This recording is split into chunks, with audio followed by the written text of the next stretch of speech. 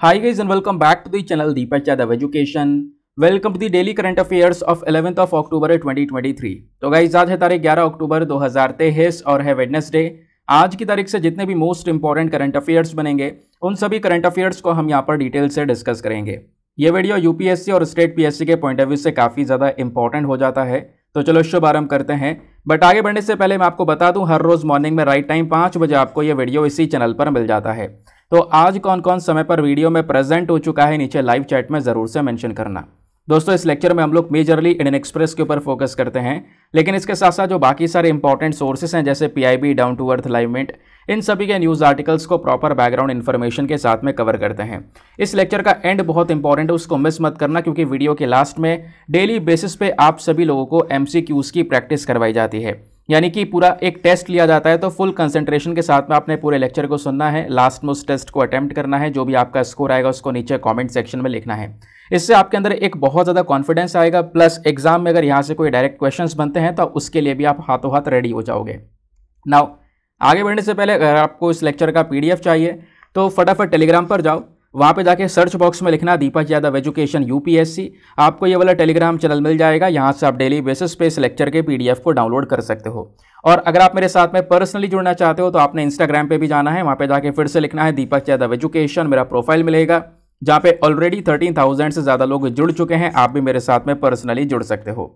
Now finally start करते हैं आज के इस रेलिवेंट से सेशन को। सबसे पहले टॉपिक में हम बात करेंगे गैंगेटिक रिवर डॉल्फिन के बारे में। जीएस पेपर नंबर 3 एनवायरमेंट के पॉइंट ऑफ व्यू से रेलिवेंट आर्टिकल है।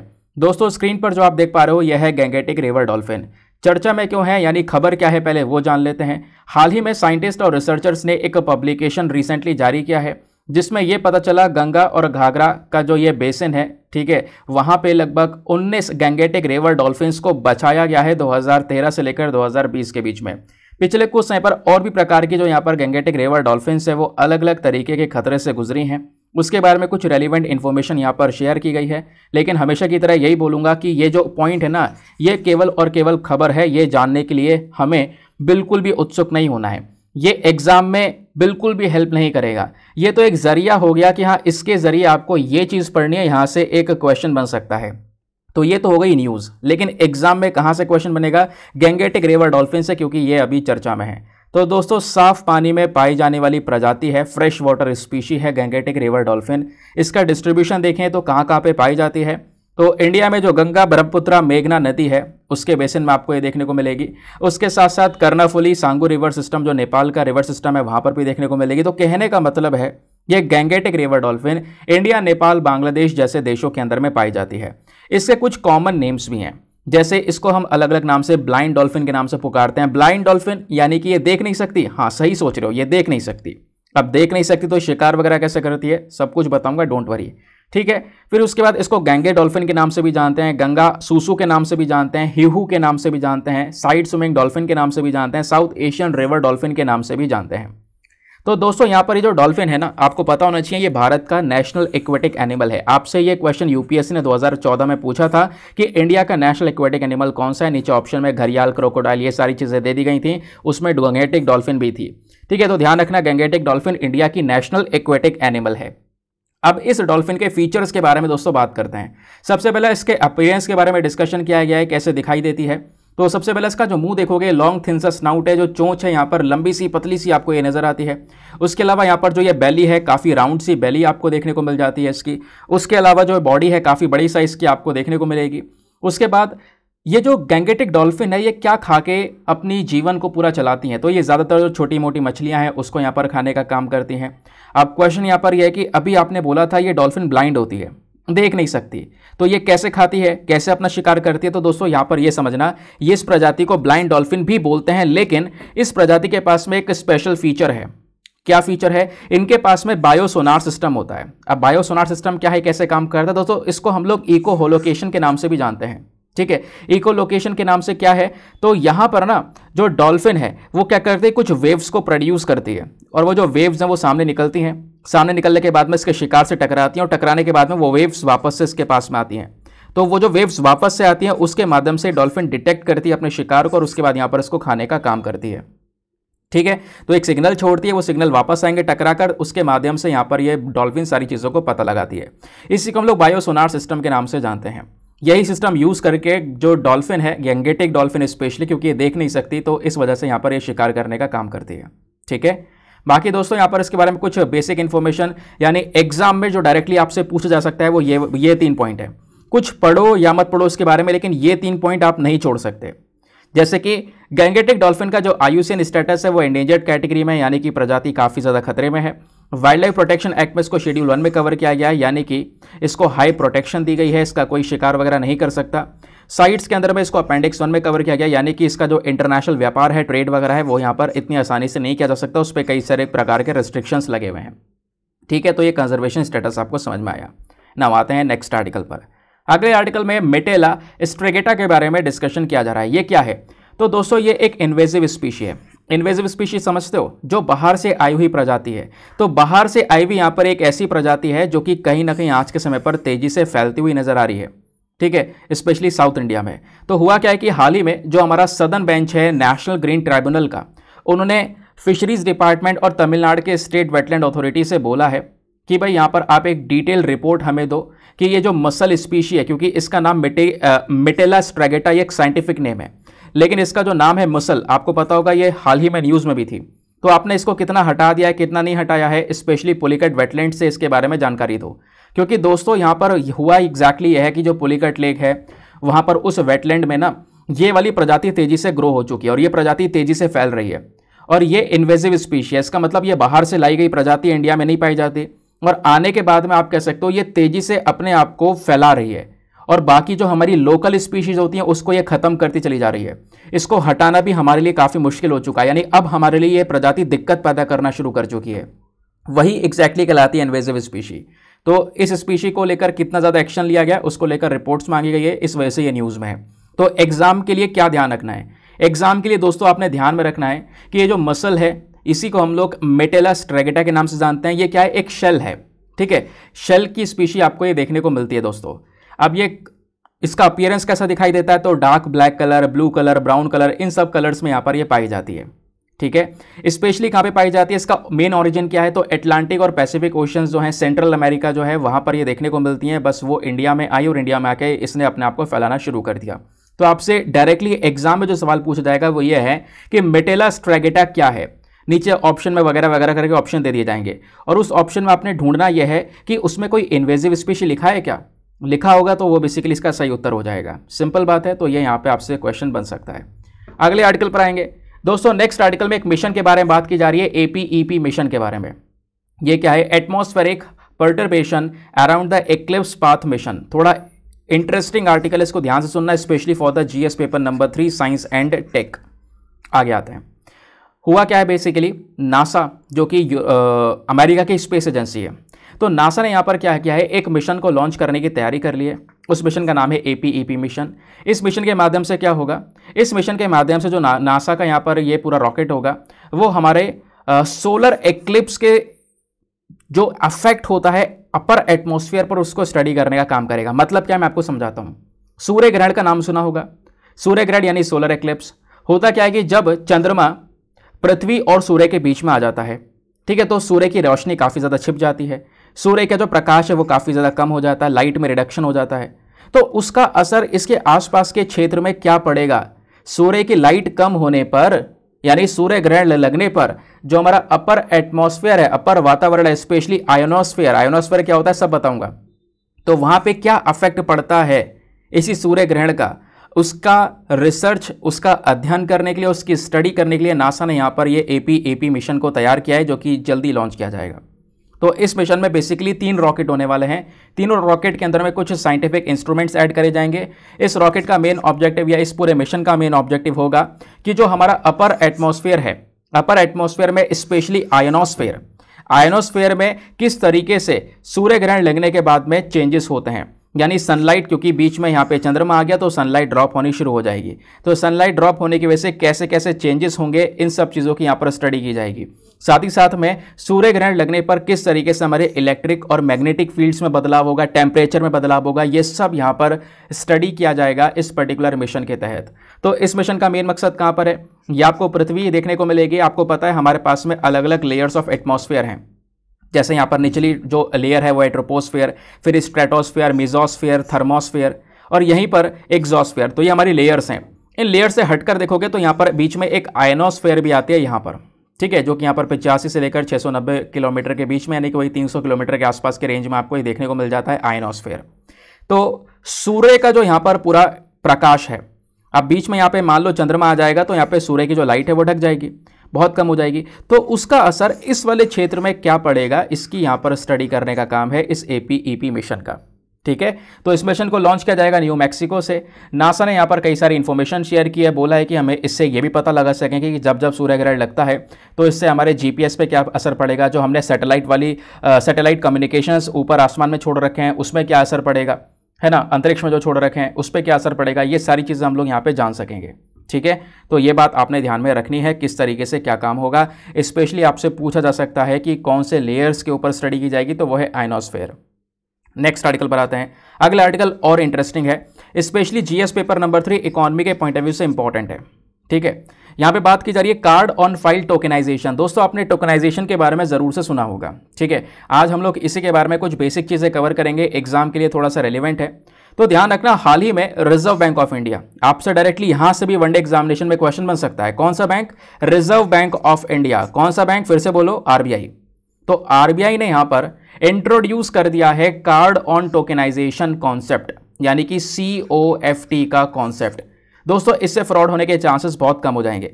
बिल्कुल बेसिक से समझाऊंगा, बिल्कुल रफ वर्ड्स में, आपको बहुत आराम से समझ में आएगा। सपोज यहां पे आज आप लोग ऑनलाइन कुछ भी सामान को परचेज कर दो। मान लो आपने अमेजोन उठाया, अमेजोन पे कोई सामान आपको परचेज करना है, आपको पसंद आया, आपने यहाँ पर सीधा उसको अपने बकेट में ऐड किया और बाय नाउ कर दिया। अब बाय नाउ करने के बाद में दोस्तों आपको कार्ड की डिटेल डालनी पड़ती है, पता है ना। अब कार्ड की डिटेल्स में आपके कई सारी चीज़ें हो सकती हैं, जैसे यहाँ पे अगर आप कार्ड देखोगे तो उसमें आपका कार्ड का नंबर हो गया, नेम हो गया, CVV नंबर होता है पीछे, वो हो गया। ये सारी डिटेल्स आपको डालनी पड़ती है और वो सारी डिटेल्स डालने के बाद में आपका जो ये पेमेंट है वो पूरी तरह से प्रोसेस होगा, वो पेमेंट कंप्लीट होगा। लेकिन आपको पता होगा जब आप पेमेंट करते हो तो लास्ट वक्त पे इस तरीके से गोल गोल गोल गोल ये घूमता है पेमेंट प्रोसेस होने से पहले। इसी बीच में कई बार होता है फ्रॉड कर लिया जाता है, यानी कि जो आपका डेटा है, कार्ड का डेटा, वही हवा में बीच में हैक कर लिया जाता है, ट्रैक कर लिया जाता है और उसी डेटा का फिर यहाँ पर गलत उपयोग होगा, यानी आपकी डिटेलिंग्स निकाल ली जाती है, ठीक है। तो आपने कार्ड की डिटेल डाली, उसका पेमेंट प्रोसेस हो रहा है, क्योंकि जो गोल गोल घूमता है ना दोस्तों, उस दौरान क्या होता है मैं आपको समझाता हूँ। पहले हम समझेंगे नॉर्मल तरीके से आप पेमेंट कैसे करते हो, ठीक है। आपका एक रेगुलर ट्रांजैक्शन किस तरीके से प्रोसेस होता है। मान लो आपने कोई सामान परचेस किया, पेमेंट कर दी कार्ड से, ठीक है। अब कार्ड की जो डिटेल है वो आपका दुकान वाले ने लिया, आपका कार्ड सीधा POS मशीन में डाला, तो उससे क्या होगा, जो दुकान वाला है उसने यहाँ पर आपकी कार्ड की डिटेल बैंक के पास में भेज दी। जो ये गोल गोल चरखा घूमता है ना, इतनी देर में क्या होता है ये समझो, कार्ड की डिटेल दुकान वाले से बैंक के पास गई, बैंक वाला यहाँ पर रिक्वेस्ट भेजता है किसके पास में, जो कार्ड इशूअर था, जो कि यहाँ पर बेसिकली कार्ड इशू करने वाला बैंक है, जो कार्ड देने का काम करता है, वो डिटेल्स यहाँ पर क्या हुई, यहाँ पर ईश्वर के पास में भेज दी गई। और वो ईश्वर बैंक क्या करता है, वो यहाँ पर इस सारी डिटेल को एक्सेप्ट करे या रिजेक्ट करे, उसके बाद यहाँ पर क्या होगा, ये सारा का सारा ट्रांजैक्शन होगा। वो एक्सेप्ट कर लेगा तो ट्रांजैक्शन कंप्लीट हो जाएगा, रिजेक्ट कर देगा तो ट्रांजैक्शन अनकंप्लीट रहेगा, ठीक है। तो इस तरीके से यहाँ पे मामला होता है। लेकिन इसमें कार्ड की डिटेल्स चाहिए ही चाहिए हमें, हर एक स्टेप में कार्ड की डिटेल्स शेयर हो रही है और हर एक स्टेप में जब कार्ड की डिटेल शेयर होती है तो यहीं पर ना बीच में जब ये चरखा घूमता है तो ये सारा प्रोसेस चलता है और इसी दौरान यहाँ पे आपका जो ये डेटा है इसको हैक कर लिया जाता है और हैक करने के बाद में उस डेटा का फिर गलत उपयोग होता है। तो इसी से बचने के लिए ये टोकनाइजेशन का कॉन्सेप्ट लेकर आया गया। अब दोस्तों ये टोकनाइजेशन कॉन्सेप्ट में होगा क्या, मैं आपको समझाता हूँ। अब यहाँ पे आप ना क्या करोगे, आपको फ्रॉड से बचा जाएगा, आपको ये कार्ड की डिटेल शेयर करनी ही नहीं है। क्या होगा इसके बदले में, इसके बदले में RBI यहाँ पर आपकी कार्ड की जगह एक टोकन नंबर दे देगा, ठीक है। वो टोकन नंबर के माध्यम से आपका पेमेंट हो जाएगा। कहने का मतलब है कि अब आप समझते हैं हम लोग टोकनाइजेशन में कैसे काम चलेगा। मान लो आपने पेमेंट किया और पेमेंट करने के बाद में आपने अपनी जो कार्ड की इंफॉर्मेशन है, और वो कार्ड की इंफॉर्मेशन पहले आपको क्या करवानी पड़ेगी, रिजर्व बैंक ऑफ इंडिया से आपकी कार्ड की इंफॉर्मेशन को एक टोकन में कन्वर्ट करवाना पड़ेगा। आपको फिर एक टोकन नंबर मिल जाएगा, जो आपका नंबर है CVV या कार्ड नंबर, वो सब नहीं होगा, वो तो आपका रियल इन्फॉर्मेशन है। उसी का एक डुप्लीकेट इन्फॉर्मेशन, एक टोकन नंबर आपको मिल जाएगा। एक टोकनाइजेशन ऐप जारी कर दिया जाएगा, उस एप्लीकेशन से आपको वो नंबर मिल जाएगा। तो अब जब आप पेमेंट इशू करोगे तो आपकी तो रियल इंफॉर्मेशन शेयर ही नहीं हो रही है भाई, वो टोकन वाली इंफॉर्मेशन शेयर हो रही है। जो आपको टोकन दे दिया गया है, आपके नंबर का एक दूसरा डुप्लीकेट नंबर टोकन बनाकर आपको दिया गया है। तो वो जो मर्चेंट है, वो दुकान वाला है, वो आपका इसी टोकन सर्विस को यूज करेगा, उसी टोकनाइज इंफॉर्मेशन को बैंक के पास भेजेगा, बैंक यहां पर उसको एक्सेप्ट करेगा, उस रिक्वेस्ट को एक्सेप्ट करेगा और उसके बाद में आपका ट्रांजैक्शन कंप्लीट हो जाएगा। क्योंकि यहां पे कार्ड की डिटेल शेयर हुई नहीं, तो बीच में यहां पर डेटा हैक करने से कोई फायदा होगा ही नहीं, क्योंकि अगर कार्ड की डिटेल्स हैक कर ली भी गई तो वो बेसिकली टोकन वाली इंफॉर्मेशन है। समझ गए? तो ये है पूरा का पूरा प्रोसेस, किस तरीके से टोकनाइजेशन का कॉन्सेप्ट काम करेगा। तो रिजर्व बैंक ऑफ इंडिया ने, आरबीआई ने इसको इंट्रोड्यूस कर दिया है, वही सारी चीजें यहां पर समझाई गई हैं दोस्तों। हैक होने के चांसेस, आपका डेटा चोरी होने के चांसेस यहां पर पूरी तरह से खत्म हो जाते हैं। अब आपको टोकनाइजेशन के बेसिस पे कोई भी आपका नंबर, एक्सपायरी डेट, सीवीवी या कुछ भी शेयर करने की जरूरत नहीं है। आपको केवल एक टोकन मिलेगा, वही शेयर करने की आवश्यकता है। चलो आते हैं नेक्स्ट आर्टिकल की तरफ। यहाँ पे बात की जा रही है पाइथागोरस के बारे में। आपने सुना होगा, मैथमेटिक्स जब पढ़ी होगी तो पाइथागोरस थ्योरम काफ़ी बार चर्चा में आता है, पढ़ते हैं हम इसके बारे में। तो यहाँ पर कुछ रिसर्चेस हुई है जिसके बेसिस पर बताया गया है कि दुनिया का सबसे पुराना जो केस है, ठीक है, वो पाइथागोरस थ्योरम हो सकता है। उसके बारे में कुछ डिटेलिंग्स वगैरह निकल कर आई थी, जिसकी वजह से पाइथागोरस चर्चा में थे। तो पाइथागोरस के बारे में बस ये 4 लाइनें हैं जो एग्जाम पर्सपेक्टिव से ध्यान रखनी है, क्योंकि छोड़ सकते नहीं है। भले कितना छोटा आर्टिकल हो सकता है कहीं से भी क्वेश्चन बन जाए, प्रीलिम्स में क्वेश्चन बन जाए, तो आप उसको आराम से हैंडल कर सको। ठीक है, तो पाइथागोरस कौन थे? एक ग्रीक फिलोसोफर थे, एक मैथमेटिशियन थे, जिनके माध्यम से यहाँ पर ये पाइथागोरस थ्योरम स्टार्ट की गई थी, जिन्होंने यहाँ पर स्टार्ट किया था बेसिकली इसको। तो जो पाइथागोरस थे, ये 6th सेंचुरी बीसी में रहा करते थे। एग्जैक्टली कहाँ पर? जो आइलैंड ऑफ सामोस है ग्रीस के अंदर में, वहाँ पर ये रहा करते थे। इनको यहाँ पर फर्स्ट प्योर मैथमेटिशियन के नाम से भी हम जानते हैं, जिन्होंने यहाँ पर ये कॉन्सेप्ट रखा कि जितनी भी चीज़ें हैं वो सब नंबर हैं, एवरीथिंग इज अ नंबर। ये यहाँ पर इनके थ्रू कॉन्सेप्ट प्रपोज किया गया। साथ ही साथ में आज के समय पे जो यहाँ पर ये पाइथागोरियन थ्योरम है बेसिकली, उसके लिए यहाँ पर ये जाने जाते हैं, क्योंकि यहाँ पर उसी की यहाँ पर इन्होंने खोज की है। तो पाइथागोरस ग्रीक फिलोसोफर है, जिनके बारे में कुछ ये बेसिक डेटा हम लोगों ने शेयर किया है। 4 लाइनें ध्यान रखनी है, इसके अलावा कुछ आपने एक्स्ट्रा पढ़ना नहीं है। अगले आर्टिकल पर आते हैं। नेक्स्ट आर्टिकल में दोस्तों वाटर मिल के बारे में बात की जा रही है। ये पता है आपको देखने बड़ा अजीब सा लग रहा होगा, अरे यार क्या है ये, तो काई जैसा लग रहा है, लेकिन ऐसा नहीं है। ये बहुत छोटी छोटी बॉल है, बहुत छोटी छोटी बॉल। ये फ्रूट है, ये खाने वाला फ्रूट है जिसको हम वाटर मिल बोल रहे हैं। ये पानी में उगता है और ये फ्रूट बहुत ही न्यूट्रिशियस होता है। तो अभी यहाँ पर इसकी चर्चा हो रही है। दुनिया का अगर आपसे पूछा जाए सबसे स्मॉलेस्ट फ्रूट तो यही है वो, और इसका नाम क्या है वो आगे मैं आपको बताऊंगा। तो हुआ क्या एग्जैक्टली, हमारे जो साइंटिस्ट हैं उनने कुछ रिसर्चेस किए और रिसर्चेस करने के बाद में ये देखा कि जो ये वाटर मिल है, इसके अंदर वो ताकत है, वो पोटेंशियल है कि इससे क्या हो सकता है कि इसका हम यूज़ कर सकते हैं एस्ट्रोनॉट्स के लिए। ये दुनिया का सबसे छोटा फ्लावरिंग प्लांट है, अच्छा न्यूट्रिशन भी है ना। तो अच्छा न्यूट्रिशन, ऑक्सीजन, दोनों चीज़ों का काम करेगा हमारे एस्ट्रोनॉट्स के लिए, जो अंतरिक्ष के में जाने वाले लोग हैं उनके लिए। उसके ऊपर थोड़ी सी स्टडी की जा रही है, इसी वजह से वाटर मिल जो है वो चर्चा में है। तो दोस्तों वाटर मिल क्या है? तो वाटर मिल एक एक्वाटिक प्लांट है, पानी में उगने वाला प्लांट है। कौन से परिवार से बिलोंग करता है? एरिकेई फैमिली से बिलोंग करता है। तो बहुत छोटे साइज का फ्लावरिंग प्लांट है दुनिया का। अगर आप देखोगे तो इसके जो बीज वगैरह है, मतलब एक छोटे से बीज की तरह दिखाई पड़ता है, हरे कलर का। और इसी वाटर व्हील को हम लोग डक वीड के नाम से भी जानते हैं। क्यों? क्योंकि यहाँ पर जो डक्स होती हैं, जो बत्तख होता है, उनका फेवरेट फूड होता है ये। बाकी डिस्ट्रीब्यूशन की बात करेंगे तो ये जो वाटर मिल है ये आपका temperate, sub tropical, tropical location, यानी ओवरऑल सभी जगह पर, जो हमारा ट्रॉपिकल रीजन है, Tropic of Cancer, Tropic of Capricorn हो गया, टेम्परेट रीजन हो गया, सब ट्रॉपिकल रीजन हो गया, इन सभी रीजन्स के अंदर में ये वाटर मिल पाई जाती है। ये कहाँ पे ग्रो करती है? हमारी झील जो हो गई उनकी सरफेस पर, ठीक है, पॉन्ड्स हो गए, झील हो गई, लेक हो गई, ठीक है, तो उनके सरफेस पर यहाँ पर ये ग्रो करती है। फीचर्स क्या है दोस्तों? साइज में ये बहुत छोटी होती है, इतनी छोटी होती है यानी 1 मिलीमीटर से भी छोटी, लाइट ग्रीन कलर की, आराम से यहाँ पर कह सकते हो ये फ्लोट करती हुई नजर आती है। इसकी कोई जड़ वगैरह नहीं है, इस पौधे की कोई जड़ नहीं होती है, ये इसके अंदर कोई टहनी नहीं होती, कोई जड़ नहीं होती, इसका कोई पत्ता नहीं होता, बस सिंगल ओवल शेप में आपको यहाँ पर ही पूरा पौधा देखने को मिलेगा। लेकिन इसमें से जो फल निकल कर आता है वो दुनिया का सबसे स्मॉलेस्ट फ्रूट है, जिसको हम यूट्रिकल नाम के नाम से जानते हैं। ध्यान रखना, यूट्रिकल। तो आपसे क्वेश्चन पूछा जाए यूट्रिकल क्या है, तो यूट्रिकल दुनिया का सबसे छोटा फल है, वर्ल्ड्स स्मॉलेस्ट फ्रूट है। लेकिन इस यूट्रिकल में न्यूट्रिशनल पावर बहुत ज़्यादा होती है, बहुत ज़्यादा पोषण इसके अंदर पाया जाता है। बोला जाता है कि जो ये न्यूट्रिकल है ये एक कंप्लीट प्रोटीन है, इसमें बहुत सारी प्रोटीन की मात्रा है, उसके साथ साथ जो एसेंशियल अमीनो एसिड्स होते हैं, ऐसे अमीनो एसिड्स जिसकी रिक्वायरमेंट हमें होती है, वो सारे अमीनो एसिड्स इसके अंदर पाए जाते हैं। कुछ केसेस में जो वाटर मिल है कभी कभी इन्वेजिव स्पीशी बन जाती है। इन्वेजिव स्पीशी क्या होती है, सबसे फर्स्ट आर्टिकल मैंने आपको बताया भी था। कभी कभी यहाँ पर ये ऐसा हो जाता है कि पूरे झील के ऊपर, वैसे तो नॉर्मली झील पे थोड़ी बहुत मात्रा में ये देखने को मिलती है, कभी कभी पूरे झील के ऊपर ये उग जाती हैं, पूरे झील को ढक देती हैं, एक डेंस मैट बना देती हैं, ठीक है, एक चटाई बना देती हैं पूरे के पूरे यहाँ पर झील के ऊपर में। ये तो कभी कभी कुछ केसेस यहाँ पर इसके इस प्रकार से भी देखने को मिलते हैं। तो वर्ल्ड स्मॉलेस्ट फ्रूट आपसे पूछा जाएगा तो क्या जवाब देना है, यूट्रिकल यहाँ पर वर्ल्ड स्मॉलेस्ट फ्रूट है। नेक्स्ट आर्टिकल पर आते हैं। तो आपने थंबनेल भी देखा होगा, क्या है आयरन डोम सिस्टम, कैसे काम करता है, आज हम लोग इसको समझेंगे। तो आयरन डोम सिस्टम हाल ही में न्यूज़ में आया है। क्यों दोस्तों, इजराइल का ये सबसे प्रोमिनेंट सिस्टम है। हुआ क्या, आज से कुछ दिन पहले हमास जो कि गाज़ा पट्टी में एक ग्रुप है, उसने इजराइल के ऊपर में हमला किया, रॉकेट दाग दिए, 5000 के आसपास रॉकेट दाग दिए। तो उसके बदले में यहाँ पर जो इजराइल का आयरन डोम सिस्टम है ना, ये थोड़ा सा फेल हो गया।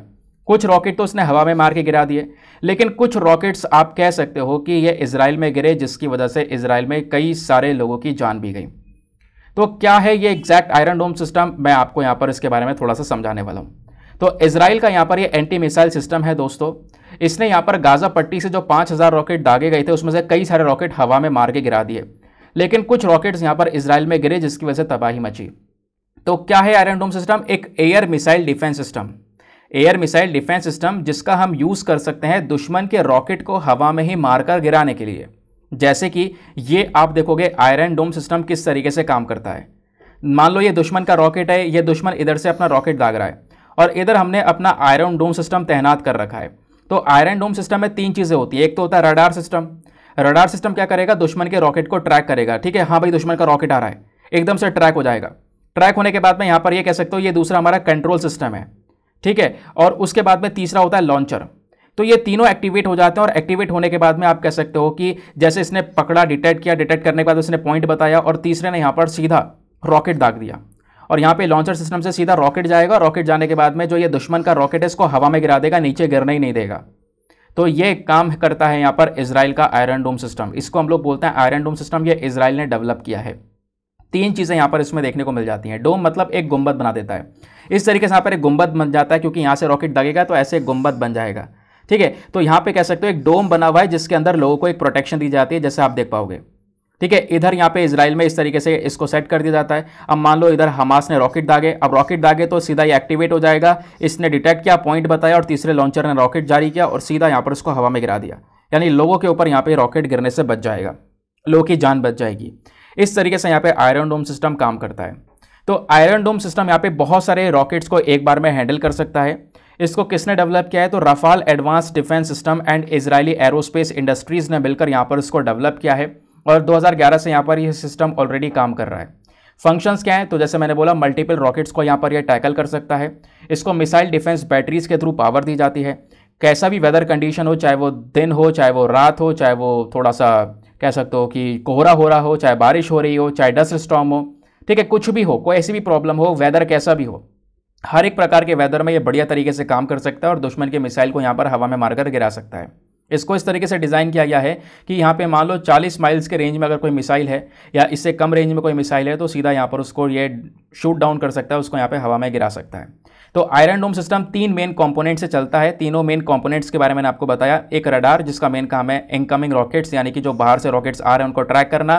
दूसरा कमांड एंड कंट्रोल सिस्टम जो कि यहाँ पर डिटरमाइन करता है भाई कितना बड़ा खतरा है उस रॉकेट से। तीसरा इंटरसेप्टर जो कि सीधा यहाँ पर रॉकेट को छोड़ेगा अपनी साइड से और दुश्मन के रॉकेट को हवा में मारकर गिराने का काम करेगा, ठीक है। तो यहाँ पर दोस्तों इस प्रकार से जो आयरन डोम सिस्टम है ये ऑपरेट करता है। इसके बारे में बेसिक इन्फॉर्मेशन हम लोगों ने यहाँ पर शेयर कर ली है।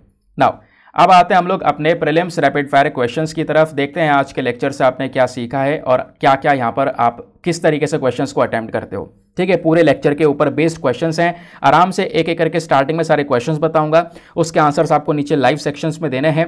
उसके अलावा लास्ट में एक साथ में सभी के आंसर्स बता दूंगा, उसको रीचेक करना, मैच करना और उसके बाद में अपना जो स्कोर है उसको नीचे कॉमेंट सेक्शन में लिखना। तो सबसे पहला क्वेश्चन है वाटर मिल को लेकर 2 स्टेटमेंट दिए गए हैं, बताना है इनमें से कौन सा स्टेटमेंट सही है। पहला स्टेटमेंट बोलता है वाटर मिल एक फ्री फ्लोटिंग रूटलेस बिना जड़ का एक्वाटिक प्लांट है। दूसरा, ये जो वाटर मिल है ये टेम्परेट और ट्रॉपिकल क्लाइमेट में ग्रो करता है तेजी से। तो बताओ दोनों स्टेटमेंट्स में से कौन सा स्टेटमेंट सही है। ऑप्शन नंबर है 1 ओनली, B 2 ओनली, C दोनों सही है या D दोनों के दोनों गलत हैं।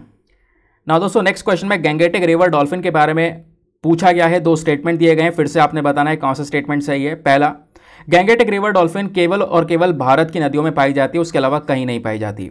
दूसरा स्टेटमेंट, गैंगेटिक रिवर डॉल्फिन कहीं ना कहीं इसके अंदर में एक बायो सोनार सिस्टम देखने को मिलता है, इस सोनार सिस्टम को ये डेवलप करती है ताकि यहाँ पर ये अपने शिकार का, यानी जो भी इसका आगे जानवर है उसकी शिकार कर सके।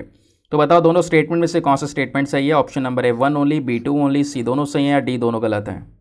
नेक्स्ट क्वेश्चन बहुत सिंपल सा है, यहाँ पे पूछा जाता है कि कार्ड ऑन फाइल टोकेनाइजेशन ये एक इनिशिएटिव है, किसका इनिशिएटिव है ये बताना है। Option number A Reserve Bank of India, B World Bank, C International Monetary Fund या फिर D National Bank for Agricultural and Rural Development. तो बताओ इसका सही उत्तर क्या होना चाहिए।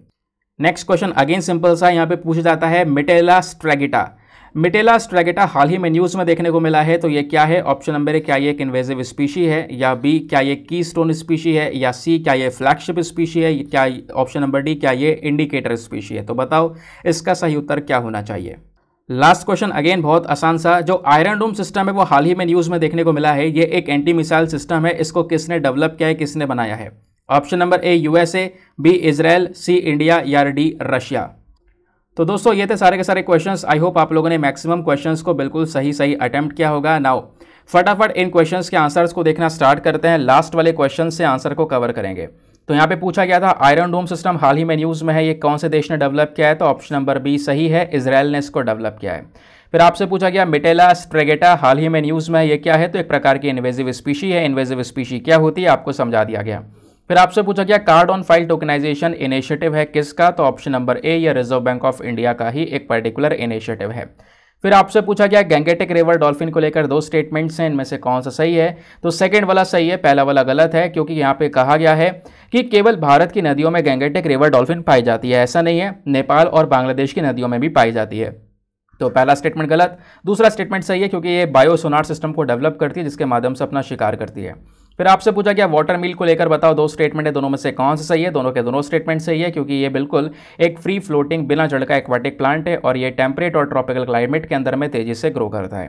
तो दोस्तों कितने क्वेश्चन आपने सही किए हैं। मेरे हिसाब से सभी क्वेश्चन आप लोगों ने सही किए होंगे। तो क्या स्कोर आया है आपका, फटाफट नीचे कमेंट सेक्शन में सभी लोगों को लिखना है। और घबराना नहीं है यार, परेशान नहीं होना है, स्कोर कम है तो कल फिर से मिलेंगे। फिर रोजाना प्रैक्टिस करनी है, रोजाना प्रैक्टिस करने से यहाँ पर आपकी जो हैबिट है वो बन जाएगी और अच्छे से यहाँ पर आप थोड़े दिनों बाद बढ़िया कह सकते हो फुल ऑन फुल स्कोर कर पाओगे। ठीक है, नाउ मिलते हैं आपसे अगले वीडियो में। आज के लिए bye bye, have a nice day, thank you and जय हिंद।